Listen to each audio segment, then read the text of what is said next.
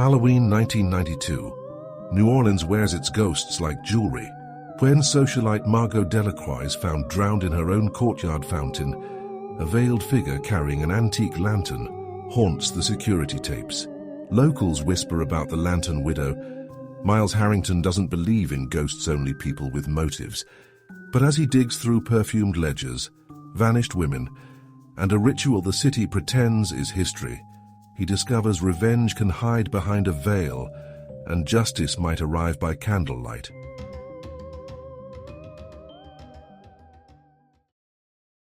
The Lantern Widow, a story by 10 Chapters Studio. Chapter 1, Masquerade. New Orleans wore Halloween like perfume. The Delacroix mansion shimmered under gas lanterns that threw restless light across wrought iron balconies and marble arches. Perfume, candle smoke, and the faint metallic tang of river air drifted through the night like something alive. From a shadowed balcony above the courtyard, Miles Harrington watched masks and sequins mingle with champagne and lies. He hadn't been invited. He rarely was. He'd walked in through the kitchen with a crate of oysters and a nod that suggested payroll. Nobody questioned a man who carried something. The trick worked in any city. People never looked closely at those who served them. Below, laughter rose and broke like glass. The city's elite glittered under chandeliers and good intentions, every gesture rehearsed for gossip columns. Miles's eyes followed one woman in particular, Margot Delacroix, posture sharp as a blade, her smile practiced enough to be dangerous. Old money in silk, the kind of woman who could make guilt fashionable. At 11:40 p.m., security footage later showed, a figure glided through the courtyard's mist. A woman veiled in black lace, carrying an antique lantern whose milk-glass walls caught the light like trapped moonlight. Margot had stepped outside alone, head tilted slightly, voice low against a phone call that looked more like triumph than conversation. The veiled figure approached. Less than a minute later, Margot was face down in the fountain. The lantern rested on the stone lip, its flame steady, almost defiant. By the time Miles reached her, the courtyard had erupted into shrill confusion. He pushed past feathers and perfume, knelt beside the fountain and studied the scene. Margot's hair spread like kelp in the dark water. Candle wax clung to her wrists, thin flecks of pale gold, beeswax by the look of it, scented faintly with amber and myrrh. The fountain smelled of lilies and iron. He leaned closer, careful not to disturb the water. The flame in the lantern didn't flicker. Captain René Baptiste appeared through the swarm of guests, suit jacket soaked from the drizzle that had started over the quarter. He'd aged into his cynicism gracefully. "You pick your vacations poorly," he said, voice half amused, half resigned. "I don't vacation," Miles said. His eyes remained on the lantern. "Who handles folklore around here?" Baptiste rubbed a hand over his jaw. "Every few years some idiot drags that ghost out of the river, drowns a sinner and calls it justice. They call her the Lantern Widow." "What did Margot do to earn a ghost?" Miles asked. "Pick a decade," Baptiste muttered. "She had the money to sin creatively." Jazz started again on the balcony above them, a shaky attempt to glue the party back together. Through the veil of guests, Miles saw a young woman standing alone near the wall. No mask, no movement, just stillness. A faint scar split one eyebrow. She looked at the fountain and didn't look away. He registered her face with the precision of habit. He'd learn her name later, Alia Delacroix, Margot's adopted daughter. Baptiste squatted beside the fountain. "We'll call it homicide," he said. Miles nodded. "You can call it whatever you want. I'm calling it staged." He scooped a flake of wax into a handkerchief and slipped it into his pocket. The lantern's reflection burned steady on the rippled surface of the water. Its light painted Margot's face with an almost reverent glow, as if death had finally granted her the attention she'd always demanded. He straightened, eyes still on the flame. "Ghosts don't interest me," he said quietly. "People do." The lantern held its light, unbothered by the wind, as if daring him to look closer. End of Chapter 1. Chapter 2: The Widow's Ledger. By morning, the newspapers had already crowned the Lantern Widow as New Orleans' new obsession. Headlines dripped with poetic justice and ghosts in lace. The quarter feasted on superstition faster than fact. Miles ignored it all. He preferred ledgers to legends. He began with the paper trail. Margot's calendar, precise to the hour, written in a looping hand too elegant for errands. Charity luncheons, board meetings, calls with lawyers, late-night entries marked only by a single name, Evangeline underlined 3 times. When Miles arrived at the Delacroix townhouse that afternoon, a humid breeze carried the smell of lilies from the courtyard. Alia Delacroix answered the door. Her hair was damp, twisted back carelessly. The girl looked nothing like Margot. No polish, no performance. "You're the detective," she said. It wasn't a question, and it didn't sound impressed. Miles nodded. "I'm sorry for your loss." Alia's expression didn't change. She was a hurricane. People don't cry for hurricanes, they rebuild. He followed her through a hall lined with photographs of ribbon cuttings and smiling orphans. The air smelled faintly of wax and something floral. Inside Margot's study, money and taste pretended to be virtue. "Tell me about the Lantern Widow," Miles said, glancing at the bookshelves.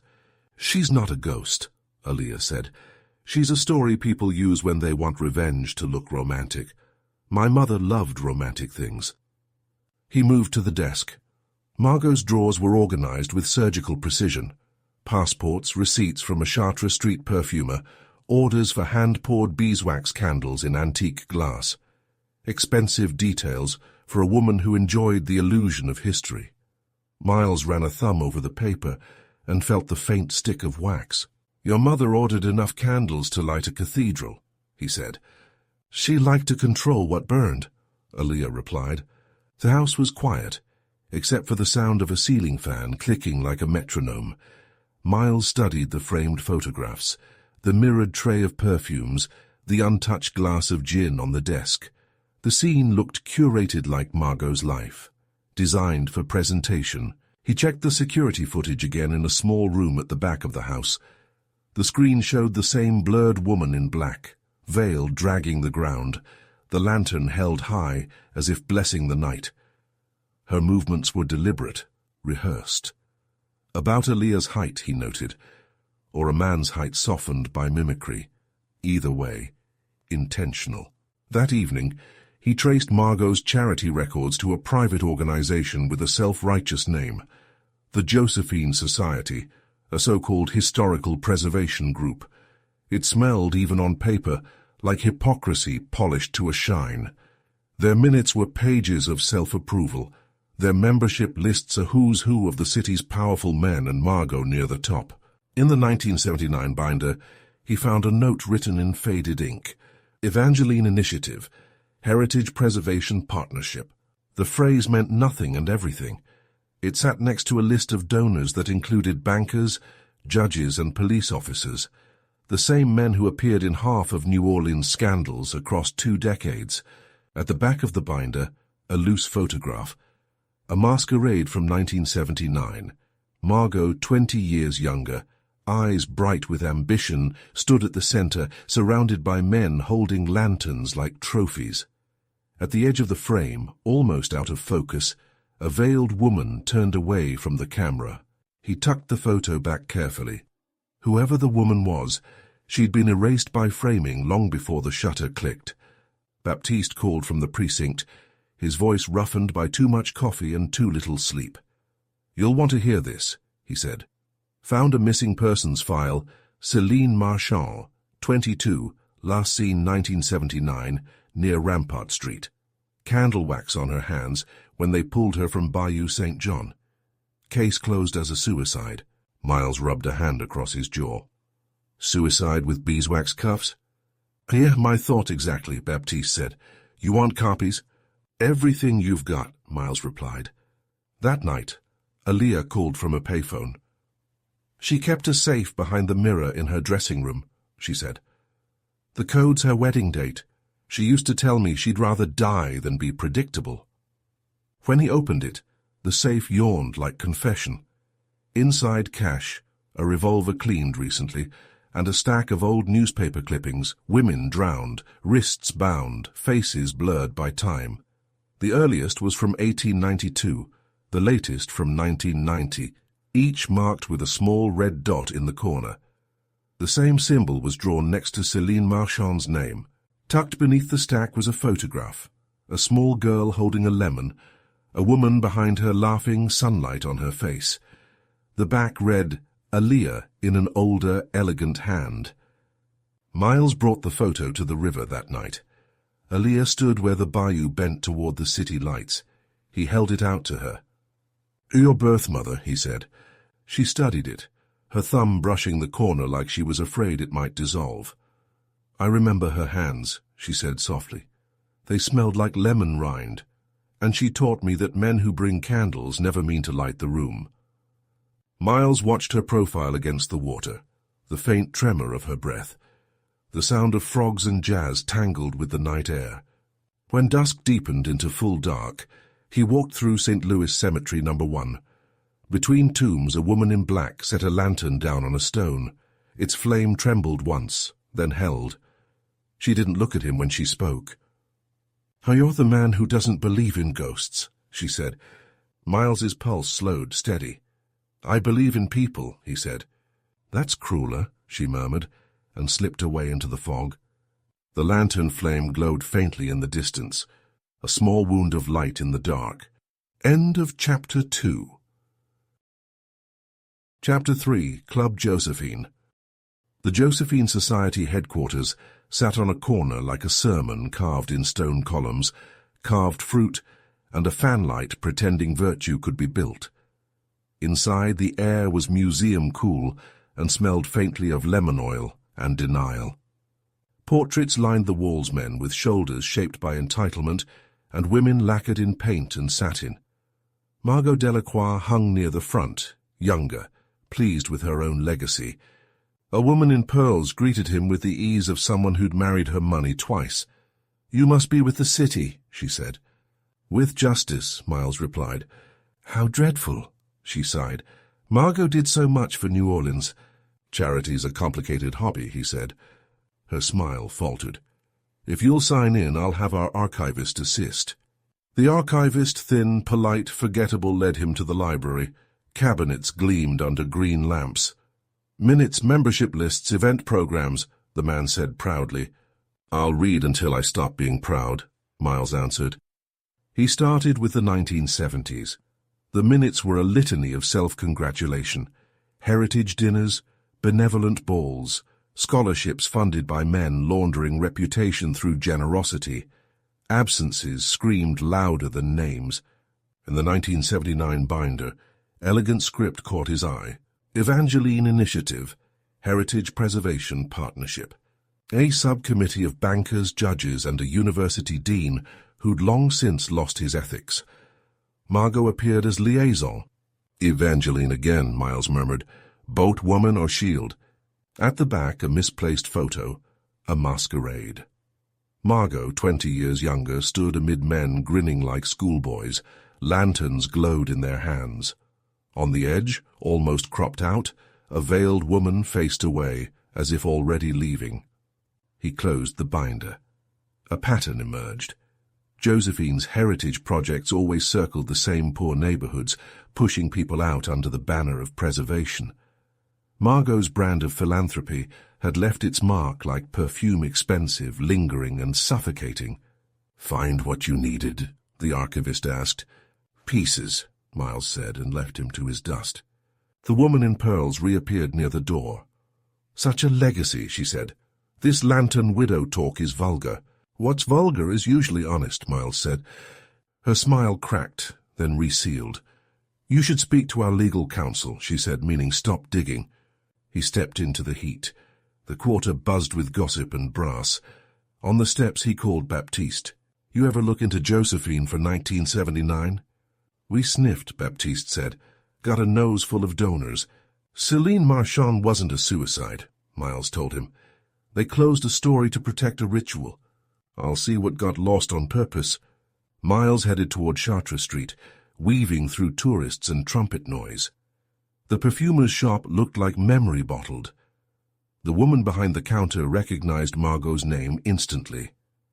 Madame liked her scent warm and dangerous, she said.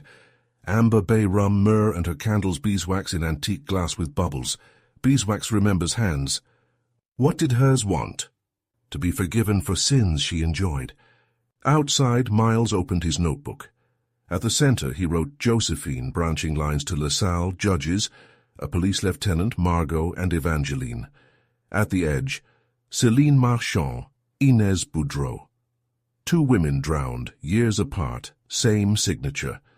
A payphone rattled nearby. Aaliyah's voice cut through the static. You should see Josephine's memorial program. They're calling it a ritual of remembrance. Lanterns, veils, theater. Who's running tech? I am, she said.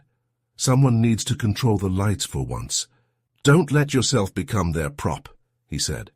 I'm done being their anything, she replied and hung up. Later, over bitter chicory coffee, Baptiste slid him a photocopy. Céline Marchand, 1979. Candle wax on her hands. Perfumed. The officer's signature, LaSalle's brother. Nobody asked why a drowning smelled like church, Baptiste said. They were too busy deciding who deserved saving, Miles replied. He left the cafe at dusk. The sky turned the color of rusted brass. When he reached his building, a lantern glowed on the fire escape. Beside it hung a black lace veil, beads glittering like teardrops. He carried it inside, set it on his desk. A tiny bubble marked the lantern glass, the same antique flaw the perfumer had described. Inside the base, his fingers found a hidden ridge. He pried it open and drew out a folded paper. Dates 1892, 1921, 1948, 1979, 1990. And one word written neatly beneath, tonight. Miles stood at the window, curtain pressed against his shoulder, watching the quarter breathe. Horns wailed, laughter echoed, a siren split the air. The city moved like something rehearsed, every soul hitting its cue. He didn't believe in ghosts. He believed in choreography, and tonight someone was leading the dance. End of Chapter 3. Chapter 4. A Bright Slow Flame. Rumor in New Orleans needed a home, and tonight it found one behind a voodoo shop that squatted between a dive bar and a bakery that never closed. The air smelled of wax, tobacco, and roses left too long in water. Inside, candles burned low in mismatched jars, each one tagged with a name scrawled on paper. The shopkeeper, a stout woman who called herself Maman Tilda, looked up from grinding herbs. Her hands were the color of mahogany and work. "You're the cop," she said without looking impressed, or the man pretending to be one. "Doesn't matter which," Miles said. "I'm looking for the woman with the lantern." She chuckled, the sound round and amused. "Everybody's looking for that woman. Some because they loved her, some because they fear they might have met her once. I'm the kind that wants to stop her. Then you'll need light of your own." She reached under the counter and lifted a lantern, old glass, bubbled with age, iron handle, cool and heavy. "Beeswax," she said, holding it toward him. "Burn steady if your heart's clean. If it isn't, she'll find you first." Miles smiled faintly. "I'll take my chances." He paid, but she waved away the bills. "You'll pay another way, detective." Outside, dusk was collapsing into night. He carried the lantern back to his rented room and lit it, studying the flame. It leaned when he breathed, then righted itself, disciplined and alive. The wax smelled faintly of bay rum and myrrh, Margot's perfume, now burned into the air. He dripped a line of wax onto his wrist. It cooled fast, forming a pale cuff. Ownership, he thought. A small echo of Margot's wrists bound in wax. There were crimes solved by footprints and fibers, and then there were crimes solved by understanding hunger. The widow's work felt like appetite, masquerading as atonement. The Evangeline, he discovered, was a boat, a two-masted pleasure craft moored near the river's mouth, owned by Werner LaSalle. The captain remembered Margot well. She came aboard late at night, always with a man, always insisting they set sail, even if only to circle the harbor. LaSalle liked the theatre of it, the captain told him. Old money pretending to sin like poets. He ever mention heritage preservation? Miles asked. The captain laughed once without humor. That's what they called their parties, sure. You want to know who they preserved? Themselves. Miles's next stop was LaSalle's house, a grand white mansion with a too-perfect garden. The banker's wife opened the door in pearls and exhaustion. She looked at Miles with the wary politeness of someone used to hiding bruises made of words, not hands. "We're grieving," she said automatically. "You and everyone else," Miles replied. "Tell me about 1979. Her eyes flicked away. "I was abroad." He said nothing. Silence made space for truth to wriggle out. She poured gin, filled her own glass, and gestured vaguely. "We had gatherings back then, Josephine affairs, lanterns along the bayou. We called it history." She looked at the rim of her glass. "There was a girl, Celine, pretty, mouthy. She said no, but men like Werner don't hear that word when there's music playing." Miles waited. The glass trembled against the table. "Margot watched," she whispered, "and she kept her smile because power is a currency you don't spend on strangers." He left her with her gin and walked until the street narrowed into the quarter's ribs. When he reached his building, something glowed on his fire escape. The same lantern sat there unlit. Beside it hung a veil of black lace, beads catching the glow from a street lamp. Perfume amber, sweet and ghostly rose in the humid air. Miles lifted the veil. The lace felt warm, as though someone had just worn it. He set it on his desk beside his notes and stared at the page where he'd written the years: 1892, 1921, 1948, 1979, 1990. The timeline of the widow's appearances. He added a blank space beneath them and wrote 1992. The candle flickered once, then steadied. The lantern's glass caught his reflection. One eye lit gold, the other swallowed by shadow. Somebody wanted him inside the story, not outside observing it. He exhaled and let the room fill with wax and heat. New Orleans murmured through the window, jazz, sirens, laughter. The same song played 100 different ways, always in a minor key. Miles thought of Margot's laughter frozen in that fountain, of Aaliyah's silence, of the woman who moved through the city like smoke with a candle for a heart. He didn't believe in curses, but he'd learned to respect choreography. He blew out the lantern. In the moment before darkness, the flame stretched tall as if reaching for him. End of Chapter 4. Chapter 5. Masks That Cut. Storm rain had cleaned the city's skin, but not its soul. Miles walked up the Delacroix driveway, past puddles reflecting trembling lantern light. Inside, the housekeeper Odette was rinsing glasses at the sink, each clink as measured as prayer. "She wasn't a woman you forgive," she said without turning. "She was a woman you survive."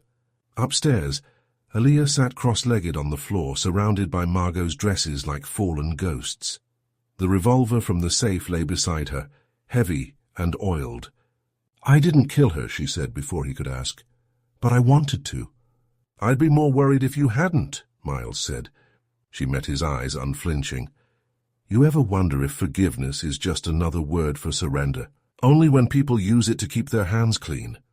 Between them lay Margot's private ledger. Page after page of donations and names, judges, bankers, a police chief, some marked with small sketches, lanterns, crosses, coins. Miles traced the lantern symbols. They appeared beside the same men who'd been part of the Josephine circle. "She liked to catalogue her leverage," Miles said. "She liked to keep score," Aaliyah corrected. Though Odette brought tea, she didn't expect them to drink. Her eyes lingered on Aaliyah with quiet devotion. Madame used to say, "A sin hidden is a sin halved." She believed the mirror forgave her. "Mirrors don't forgive," Miles said. "They reflect." By evening the house felt thinner, its opulence stretched like old skin. Aaliyah opened Margot's jewelry box and pulled out a pearl necklace. "These were hers," she said. "She told me they were mine one day. Funny how ownership changes meaning when the person's dead." "You planning to wear them?" Miles asked. No, planning to sell them? Her voice was brittle. Grief had no interest in softness. Miles closed the ledger and slid it into his coat. Keep the gun close, he said, and stay inside tonight. Why? Because masks always come off when the lights go down. He left as thunder murmured over the bayou. The streets gleamed slick and black, the kind of shine that blurred footprints. He walked past shop fronts, shutting their shutters, and a group of children in plastic masks running through puddles. Halloween had a way of teaching people to enjoy pretending. By the time he reached the quarter, rain had turned to mist. He ducked into a diner. Baptiste was already there, stirring sugar into his coffee like it owed him money. Margot's ledger, Miles said, sliding it across the counter. Every name that ever bought silence in this city. Baptiste flipped through, his face tightening. Half these people still pull strings downtown. The other half are ghosts with good reputations. You sure about the lanterns? Could just be decoration. Lanterns mean something, dates too, 1892, 1921, 1948, 1979, 1990. Same symbol, same kind of death. They like ritual. It helps them feel cultured. Baptiste sighed. You think the widow's picking them off? I think someone is, Miles said, and I think she's making it look like a haunting so the city keeps writing poetry instead of confessions. When he reached his apartment that night, his door was ajar. The lantern from his desk was gone. In its place, a folded sheet of stationery Margot's embossed with gold edges. If you insist on looking, look backward, it read. Below it, a list of addresses. He turned on the lamp and recognized one immediately, St. Bartholomew's Social Hall. The same place Josephine was hosting the Ritual of Remembrance. He was halfway down Chartres Street when a car slowed beside him. Aaliyah leaned out the passenger window. You're going there, aren't you? Already too late not to, he said. She hesitated, then tossed something toward him. It landed in a puddle, a folded piece of black lace. I found it in my closet, she said. It wasn't mine. The veil's beads shimmered like tiny eyes. Miles pocketed it. If you hear anything tonight, lock the door, don't answer it. Why, do you think she's coming for me? He looked at her, rain tracing silver down her cheek. If she isn't, he said, she should be. The car pulled away, taillights disappearing into mist. Miles stood alone on the empty street, the veil heavy in his pocket, the list of addresses folded tight in his hand. The rain began again, soft and deliberate, washing the city, but not cleansing it. Some nights, he thought, the past doesn't haunt the living, it recruits them. End of Chapter 5. Chapter 6. The Bayou Keeps the Score. The bayou was a mirror that didn't lie. Even under a pale half-moon it shimmered with secrets. Miles stood with Aaliyah where the reeds bent low, the water black enough to swallow the sky. The night hummed with frogs and the distant sound of music that never seemed to end in this city. This is where they found her, Aaliyah said quietly. My mother, Céline Marchand. The name hung between them like mist. She was 22, she went on. Came to the city to dance, met the wrong people, said the wrong no. She looked at the water as if expecting it to answer. They said she drowned herself. They lied. Miles let silence do the asking. I only learned who she was because a woman at the market recognized me, Aaliyah said. She used to know Céline, said I had her eyes. What did Margot say? He asked. Aaliyah laughed, soft and bitter. That she saved me from a curse. She turned, the wind catching her hair. She said my mother was a girl who made bad choices, but she never said what the choices were. Miles crouched near the edge of the bayou, brushing his fingers against a damp wooden post. Something glowed faintly at its base, a lantern, half sunk in mud. Its glass was cracked, but the wax inside still held the faint scent of amber and myrrh. He lifted it gently. Someone's been here recently. She comes back, Aaliyah whispered, every year around now. She? The widow. Ghosts don't come back, he said. Maybe not, she said, but people do. From across the water, movement caught his eye. A veiled figure gliding between cypress trunks, a lantern raised high. The flame inside wavered once, then steadied. The Lantern Widow. Miles stepped forward instinctively, but the mud clutched at his shoes. By the time he reached the edge, the figure was gone, swallowed by fog. The flame, though, lingered in his vision, like an after-image burned into his mind. "She wanted you to see her," Aaliyah said. He looked at her sharply. "How do you know?" "Because she never does anything by accident." Later, under a streetlight near the levee, Baptiste's unmarked sedan idled like a patient animal. He rolled down the window, cigarette smoke curling in the damp air. "You look like you've seen a ghost," he said. "Something like that," Miles replied, handing him the lantern. "Found it where they dumped Céline Marchand." Baptiste frowned at the cracked glass. "Same perfume, same wax. You think this widow's working off Margot's ledger?" "I think she's crossing off names." "Then who's next?" Miles pulled a folded page from his coat, the note from Margot's desk. He pointed to the top of the list. "Verne Lassalle." Baptiste grunted. "Richest man in the city, meanest smile, good luck getting near him." "I don't need luck," Miles said. "Just a crowd." That night the city gathered for Josephine's ritual of remembrance. The name alone told him it was theatre remorse packaged as entertainment. He slipped into the St. Bartholomew's social hall through a side door, blending with the staff carrying trays of candles. The hall glowed with lanterns, dozens of them, all beeswax, all softly perfumed. The air was heavy with heat and anticipation. Up near the stage, Lassalle stood beside a lectern, surrounded by polished men pretending at reverence. The audience, a sea of pearls and pressed tuxedos, looked ready to applaud their own grief. Miles found a seat near the back, eyes scanning for Aaliyah. He spotted her in the sound booth above the balcony, her face pale in the glow of the control board. The lights dimmed. Music, low, mournful jazz began to play. On the stage, a single veiled figure stepped into the spotlight, holding a lantern aloft. Whispers rippled through the hall. Some smiled, thinking it part of the show. Others crossed themselves. The woman spoke, voice amplified and distorted. "We gather for those the city forgot, for those buried without names, for the drowned and the silenced, for every woman whose no was turned into a song." Lassalle shifted, eyes narrowing. He whispered to a man beside him, but the microphone caught his voice anyway. "Turn it off." The lanterns flickered, then dimmed.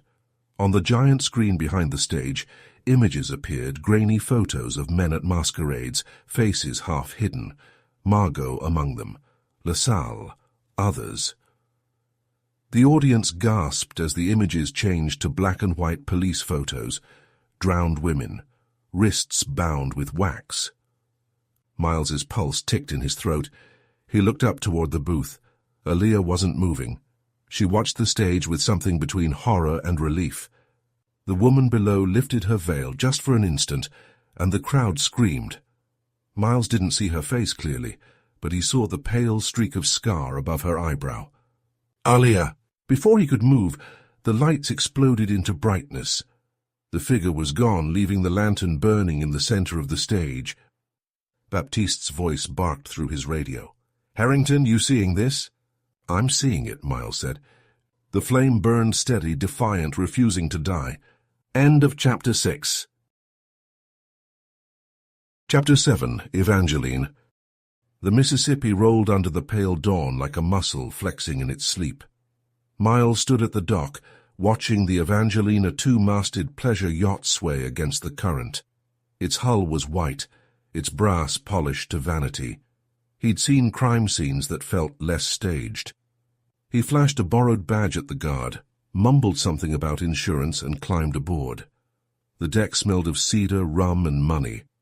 The captain, a leathery man with eyes like dull coins, leaned on the railing. "You with the cops?" "Close enough," Miles said. "Tell me about the Delacroix parties." "They like their ghosts tidy," the captain said, spitting into the river. "Lanterns, lace, and the kind of music that makes sin sound like heritage." "Lassalle?" "Always running the show. Brought Margot and her friends out here to toast tradition. Only tradition I saw was power pretending to be culture." "And the name Evangeline?" Miles asked. Belonged to a woman once, one of their girls, singer. Disappeared after one of those parties. Boat's been cursed ever since. Miles didn't believe in curses, but he'd learned to respect patterns. By evening, the ritual of remembrance was the only thing the city talked about. The footage had leaked lanterns, veils, LaSalle's pale face when the photos appeared.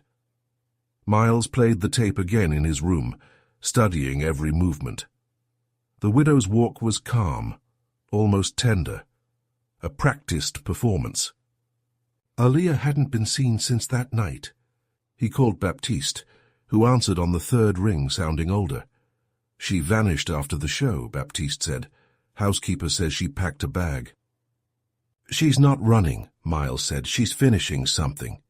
Then find her before she finishes herself, Baptiste said. At dusk, LaSalle emerged from a limousine at the St. Bartholomew's social hall, now locked and dark. Miles followed him from a distance. The banker carried himself like a man trying to make a deal with the air. LaSalle slipped inside through a side door. Miles followed, gun holstered, steps soft. The hall was cold now, stripped of glamour. Lantern soot marked the floor where wax had spilled. At the center of the stage, another lantern waited, unlit. LaSalle, Miles called. Funny place for nostalgia. The banker froze. You shouldn't be here. Neither should your conscience. LaSalle exhaled shakily. She's out there, the widow. She's punishing all of us. Not all, Miles said, just the guilty. The banker turned slowly. His eyes were wild, his voice desperate. We never meant to kill her. It was supposed to be a game, Miles finished. LaSalle's mouth tightened. Margot said we couldn't let her ruin us. Celine was trouble. She said no to the wrong man and the wrong man couldn't take it. And Margot helped cover it up, Miles said.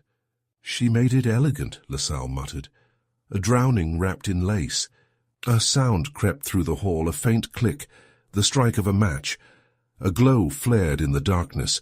From the aisle the lantern widow appeared. Her veil shimmered in the light. Her hands were steady. The lantern in her grasp burned low and patient. LaSalle, Miles said evenly, don't move. But LaSalle stumbled backward, tripping over a chair. You don't understand, he shouted. She's not human. The widow stopped 10 paces away. Her voice came soft and calm. You called it heritage.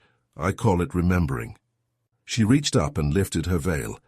Miles's heart dropped. It wasn't Aaliyah. It was Evangeline, the woman from the 1979 files, older but unmistakable.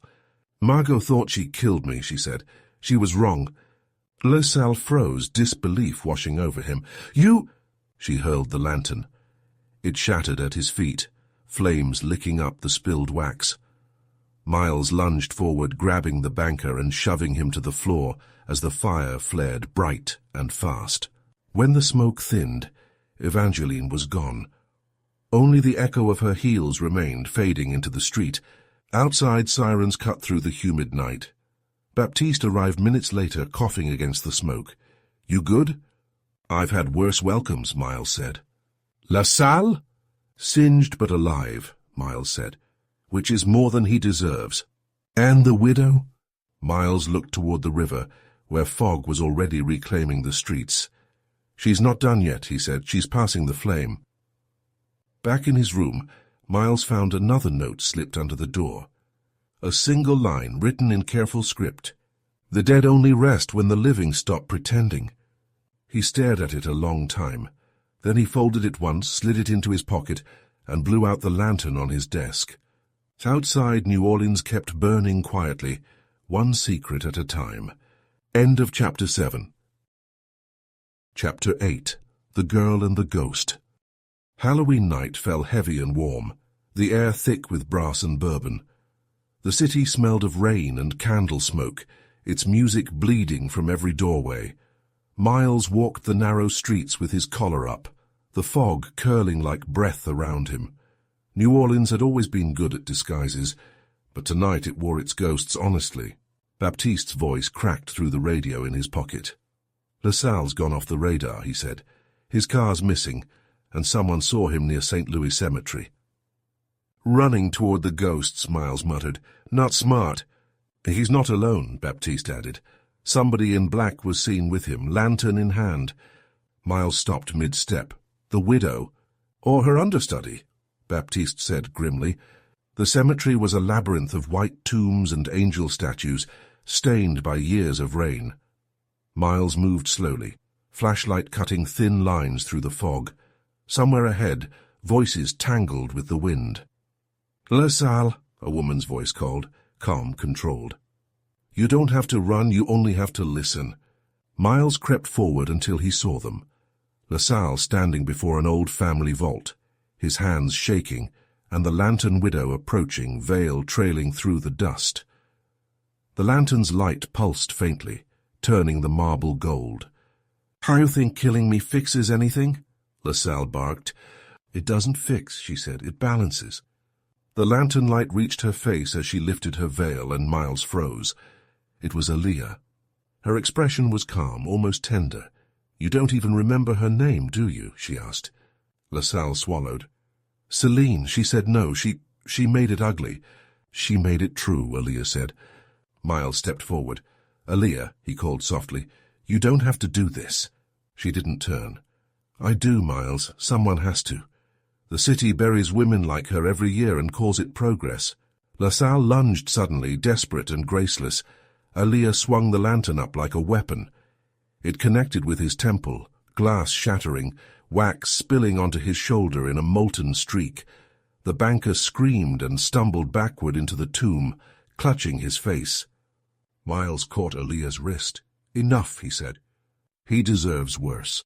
"I know," Miles said quietly, "but that's not justice, that's inheritance." For a moment the wind stilled. Then Aaliyah broke, the fight draining from her shoulders. "She made me part of it," she whispered. "Margot. She raised me on guilt and called it gratitude." Miles eased the broken lantern from her hand. "You can't cleanse a city by burning it one man at a time." Behind them La Salle groaned, bleeding but alive. Baptiste's sirens wailed closer. At the station later, Baptiste leaned against his desk, looking exhausted. "You'll want to hear this," he said. "The widow costume wasn't hers originally. It belonged to a woman named Evangeline Rousseau. Worked with Margot back in the day. Disappeared for a while, came back running a shelter for women off Basin Street. She's the one who started it," Miles said. Baptiste nodded. "And Aaliyah picked it up, maybe with Evangeline's help." Miles rubbed his eyes. The ghost passed the lantern. "Yeah. And now the city's pretending it's all just art again." "Of course it is," Miles said. "It's easier to praise a myth than face what it means." He glanced toward the holding cells. Through the small window he saw Aaliyah sitting quietly on the bench, hands folded in her lap. She looked neither guilty nor proud, just empty, like someone who'd finally spent her rage. Miles stood there longer than he meant to. Baptiste spoke softly beside him. "You think she'll talk?" "She already did," Miles said. "We just didn't listen soon enough." That night he walked the river alone. The fog rolled in slow waves, and the city's lanterns shimmered across the black water. He stopped when he saw a faint glow drifting downstream, a single candle balanced on a saucer, flame flickering but steady. He followed it with his eyes until it disappeared around the bend. Somewhere a trumpet started playing an old hymn, off-key but heartfelt. Miles didn't believe in ghosts, but he'd learned to respect them. The wind carried a faint whisper through the reeds. "Remember the ones the water kept?" He stayed there a long time watching the dark move, until the candle's light was gone, and only the river's voice remained. End of Chapter 8. Chapter 9. The Veil Rips. Morning brought no peace, just headlines. The Lantern Widow returns. Banker escapes attempted murder. The city haunted by its own secrets. Miles tossed the newspaper aside and stared out the hotel window. The quarter looked the same, tourists drinking coffee under striped awnings, musicians setting up on corners, a city pretending its ghosts were good for business. Baptiste called before noon. "La Salle's lawyer wants protective custody," he said. "Claims the widow's still out there." "She is," Miles said, "but not for him anymore." "You think she's finished?" "I think she's looking for closure." He spent the afternoon digging into Josephine's archives again this time, through a contact at the university library. The society's donation records read like a confession coded in dollars. In the 70s, a cultural heritage fund had financed community cleanups that led straight to evictions and worse. Margot's signature appeared on every check. Among the paperwork, he found a shipping invoice dated a week before Margot's death. 30 antique lanterns, beeswax candles, scent added. Recipient, A. Delacroix. He exhaled slowly. For the memorial, he murmured, remembering Aaliyah's words. But 30.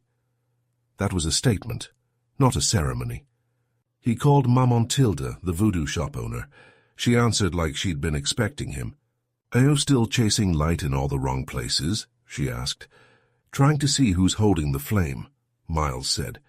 "The widow isn't one woman anymore," she told him. "She's an idea. Some wear the veil for justice, some wear it for love, some because they need to believe in something that frightens men." "Who wears it tonight?" "You'll find her near the river," Tilda said. "Ask the water, it remembers." He went to the bayou after dark. The air was heavy with rain that hadn't fallen yet. His shoes sank in the mud. Then he saw it, a veil snagged on a branch, beads glinting faintly in the lamplight. When he pulled it free, he found it weighted with small lead charms, meant to sink. Footsteps behind him made him turn. A woman stood there, tall, older, eyes sharp and calm. She wasn't veiled, she didn't need to be. "You must be Evangeline Rousseau," he said. She smiled faintly. "And you must be the man who doesn't believe in ghosts." "You started this." "I named it," she corrected. "The city gave it life." "You killed Margot." "She drowned long before I touched her," Evangeline said. "I only reminded her what water was for. And Aaliyah, she carries the pain better than I could, but she isn't the widow, not really. She just wore the shadow of one." Miles took a cautious step closer. "What are you planning now?" Evangeline looked toward the river. "I'm not planning anything. The story's already written. The rest of us are just turning pages." Lightning flickered far off, turning the clouds violet. He studied her face, the calm of a woman who had nothing left to prove. "You think this ends with Margot?" She shook her head. "It never ends. The lantern just passes to new hands. The flame knows where to go." The rain began then soft, insistent, washing the mud from his shoes and the years from her expression. "Tell me the truth," he said. "Do you regret it?" Her eyes were dry in the rain. "Regret is a luxury of the living," she said, and walked past him toward the water. When he turned to follow, she was gone. Only ripples moved across the surface. Back in his room, Miles found a note slipped under his door. The paper smelled faintly of myrrh. "You can't save a city from itself." Beneath the words, a small thumbprint in wax amber gold, unmistakable. He folded the paper carefully and sat by the window, watching lightning dance over the quarter. The widow wasn't a person anymore. She was a contagion, a legend too useful to die. And somewhere in the storm, he could almost hear her voice, low, patient, and unafraid. "The veil doesn't hide the truth," it whispered. "It reveals who dares to look at it." Miles closed his eyes. For once he didn't argue. End of Chapter 9. Chapter 10. The Reveal. The storm broke at dawn, drenching New Orleans in a clean that wasn't real. Miles walked through puddles that mirrored crooked lanterns and bruised skies. The city woke slow, pretending the night hadn't happened. By mid-morning, the Delacroix courtyard was crowded again, this time with cops, reporters, and whispers. The fountain where Margot had drowned was drained, its marble pale and dry. Baptiste waited beside it, coffee in hand, eyes heavy. "Galia turned herself in," he said quietly. "Walked in before sunrise, no lawyer, no excuses." Miles nodded, the news both expected and heavy. "She say why?" Baptiste sipped his coffee. "Said she just wanted the noise to stop." Inside the house, Aaliyah sat at the vanity where Margot used to fix her face for the world. Her wrists were bare, her hair still damp from rain. She looked at Miles through the mirror when he entered. "You came," she said softly. "I never left," he replied. A faint smile ghosted across her lips. "That's what my mother used to say to men she didn't love." He took the chair opposite her. "Tell me what happened." She took a deep breath, eyes steady in the reflection. "After the memorial, Margot came home furious, said I'd embarrassed her even from the grave. She said I was ungrateful, that I was just another marchand girl who should have drowned." Miles said nothing. He let her speak into the stillness. "I told her I knew about my mother, what they did to her, what LaSalle and the others did. She laughed, said women like her made sacrifices so women like me could eat. She said power was its own virtue." Aaliyah's voice shook now, but her posture didn't. "She touched my face like I was her creation.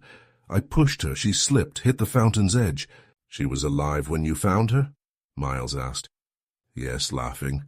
"She told me I wasn't strong enough to finish anything." Aaliyah looked down at her hands. "I melted the wax myself, poured it over her wrists.